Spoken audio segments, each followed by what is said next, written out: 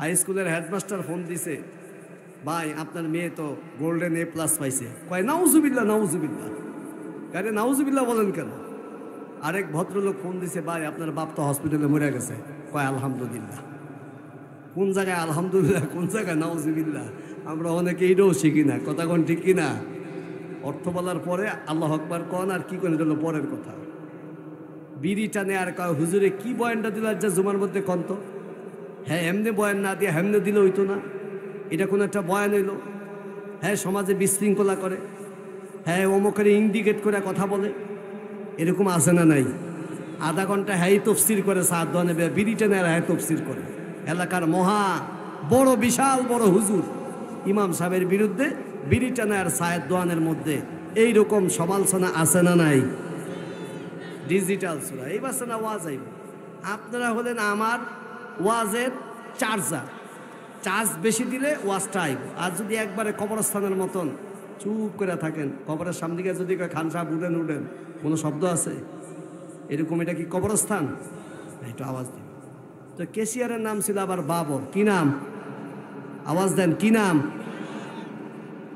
এবার হুজুরের নামাজে খাড়াইছে, আলহামদুলিল্লাহি রাব্বিল আলামিন আর রহমানির রহিম মালিকি ইয়াউমিদ্দিন ইয়াকা না'বুদু ওয়া ইয়াকা নাস্তাঈন ইহদিনাস সিরাতাল মুস্তাকিম সিরাতাল লাযীনা আন'আমতা আলাইহিম غير المغضوب عليهم ولا الضالين।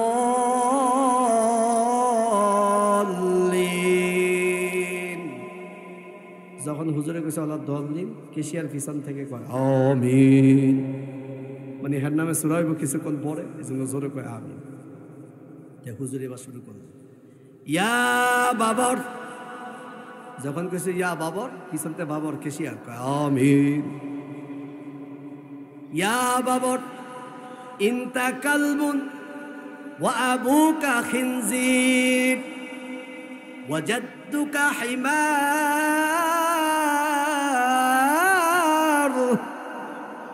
ওই যে সবাইকে আল্লাহু আকবার। অর্থটা বলার পরে বুঝবেন আল্লাহু আকবার না নাউজুবিল্লাহ। আগে অর্থটা বললেই পরে আল্লাহু আকবার কয়েন। হাই স্কুলের হেডমাস্টার ফোন দিছে, ভাই আপনার মেয়ে তো গোল্ডেন A+ পাইছে। কয় নাউজুবিল্লাহ নাউজুবিল্লাহ। আরে নাউজুবিল্লাহ বলেন কেন? আরেক ভদ্রলোক ফোন দিছে, ভাই আপনার বাপ তো হসপিটালে মরে গেছে। কয় আলহামদুলিল্লাহ। কোন জায়গায় আলহামদুলিল্লাহ, কোন জায়গায় নাউজুবিল্লাহ? আমরা অনেকে এইটাও শিখি না। কথা কোন ঠিক কিনা? অর্থ বলার পরে আল্লাহু আকবার কন আর কি করেন, এটা হলো পরের কথা। হুজুর বললেন, ইয়া বাবর ইনতা কালবুন ওয়া আবুকা খিনজির ওয়া জাদ্দুকা হিমার ওয়া আনতুমুল জাহিলিয়া। নামাজটা শেষ করে হুজুর আগে বাগিয়ে গেছে, কারণ হুজুর খেয়াল করছে কেশিয়ারের সাথে যেই ভদ্রলোক নামাজ পড়ছে ওই ভদ্রলোক সৌদি আরবে ছিল 10 বছর। কয় বছর? যেই লোকে সৌদিতে থাকে ওই লোকে হুজুরের সূরার তর্জমা তো আগেই বুঝা গেছে। মায়ের তো একটাও জমিনে পড়বো না, হুজুরে আগে বাগে গেছি গিয়া। নামাজ শেষ করার পরে লোক কয়, ভাই কেশিয়ার মানুষ বুঝলাম, নামাজের ভিতরে খালি আমিন আমিন করেন কেন? কয় গত জুমায় সভাপতি আর সভাপতির বাহির নামে সূরা হয়েছে, আজকে আমার নামে সূরা পড়ছে, এই জন্য খালি জোরে জোরে কইছি আমিন আমিন। ভদ্রলোক বলে, ভাই আমিন আমিন বললে হবে না, সূরার তর্জমা কি জানেননি? কয় না। কয় আমার কাছ থেকে তর্জমা শুনেন, আমি আরবে ছিলাম, আরবের ভাষা জানি। কয় কি কইছে হুজুর বুঝায় কর। কয় হুজুর কইছে, ইয়া বাবর, ও বাবর ইনতা কালবুন, তুই একটা কুত্তা। কালবুন মানে কুকুর।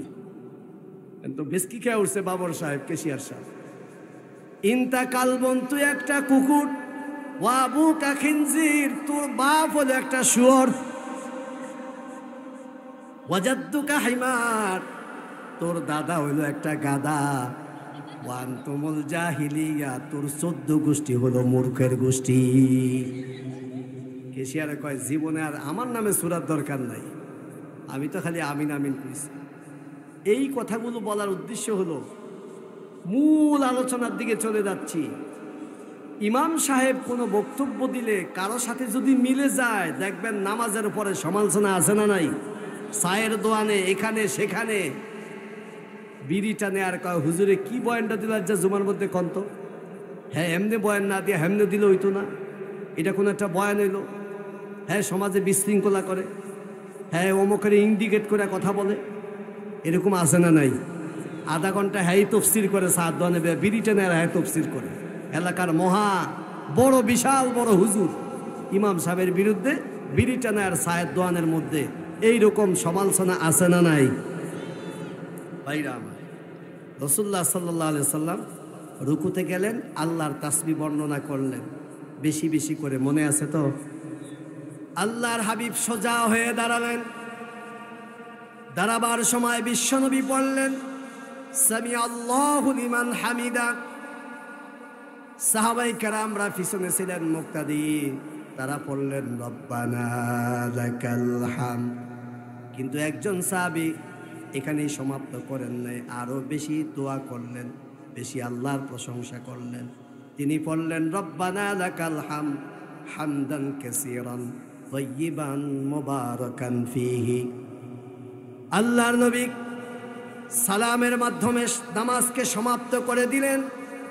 এরপরে বিশ্বনবী মুসল্লিদের দিকে চেহারা ঘোরালেন, ঘোরানোর পরে বিশ্বনবী পড়লেন আল্লাহু আকবার একবার, এরপরে পড়লেন আস্তাগফিরুল্লাহ তিনবার, এরপরে বিশ্বনবী পড়লেন আল্লাহুম্মা আনতাস সালাম ওয়া মিনকাস সালাম তাবারাকতা রাব্বানা ওয়া তাআলাইতা ইয়া যাল জালালি ওয়াল ইকরাম। আর আমরা সালাম ফিরাই কই আল্লাহুম্মা আমিন, ঠিক কি না? বিশ্বনবী এরপরে পড়লেন লা ইলাহা ইল্লাল্লাহ ওয়াহদাহু লা শারীকা লাহ লাহুল মুলকু ওয়া লাহুল হামদু ইহয়ী ওয়া ইউমীত ওয়া হুয়া আলা কুল্লি শাইইন কাদির। এরপরে বিশ্বনবী পড়লেন আল্লাহুম্মা লা মানিয়া লিমা আতাইতা ওয়া লা মুতিয়া লিমা মানাতা ওয়া লা ইয়ানফাউ যাল জাদ মিনকাল জাদ। এরপরে বিশ্বনবী পড়েছেন আল্লাহুম্মা আইন্নি আলা যিকরিকা ওয়া শুকরিকা ওয়া হুসনি ইবাদাতিক। এরপরে বিশ্বনবী আরো দোয়া পড়লেন সুবহানাল্লাহি ওয়া বিহামদিহি আদাদা খালকিহি ওয়া রিদা নাফসিহি ওয়া জিনাতা আরশিহি ওয়া মিদাদা কালিমাতি। এরপরে বিশ্বনবী পড়েছেন আয়াতুল কুরসি। এরপরে বিশ্বনবী পড়েছেন সূরা নাস, সূরা ফালাক, সূরা ইখলাস। এরপরে বিশ্বনবী পড়েছেন সুবহানাল্লাহ 33 বার, আলহামদুলিল্লাহ 33 বার, আল্লাহু আকবার 33 বার। এরপরে বিশ্বনবী পড়ছেন লা ইলাহা ইল্লাল্লাহ ওয়াহদাহু লা শারীকা লাহ লাহুল মুলকু ওয়া লাহুল হামদু ইহয়ী ওয়া ইউমীত ওয়া হুয়া আলা কুল্লি শাইইন কাদির। কতগুলো দোয়া পড়ছেন, আর আমরা এই দোয়ার সাথে সম্পর্ক আছে আমাদের? নাই। এই দোয়াগুলোর অর্থ শুনলে অবাক হয়ে যাবেন। নামাজের পরে হাত তুলে আধা ঘন্টা দোয়া করলেন, অথচ নামাজের মধ্যে বিশ্বনবী কত দোয়া আপনাকে শিখিয়ে দিয়েছেন। আপনার টাকার অভাব, ধন সম্পদের অভাব, ব্যবসার অভাব, সন্তানের অভাব, রিজিকের অভাব, আল্লাহর হাবিব বললেন ও দুনিয়ার মানুষেরা শোনো, আল্লাহর কাছাকাছি যদি যেতে চাও, সব সময় আল্লাহর কাছে যাওয়া যায় না। একটা সময় আছে যেই সময় সবচেয়ে বেশি নিকটে আল্লাহকে পাবা। সেই সময়টা কোন সময়? আল্লাহ বলছেন ওয়াসজুদ ওয়াকতারিব, যখন সেজদা দাও তখন আমি আল্লাহ তোমার নিকটবর্তী হয়ে যাই। বিশ্বনবী বললেন, দুই সেজদার মাঝখানে একটা দোয়া শিখিয়ে দিলেন। কি দোয়া শুনুন।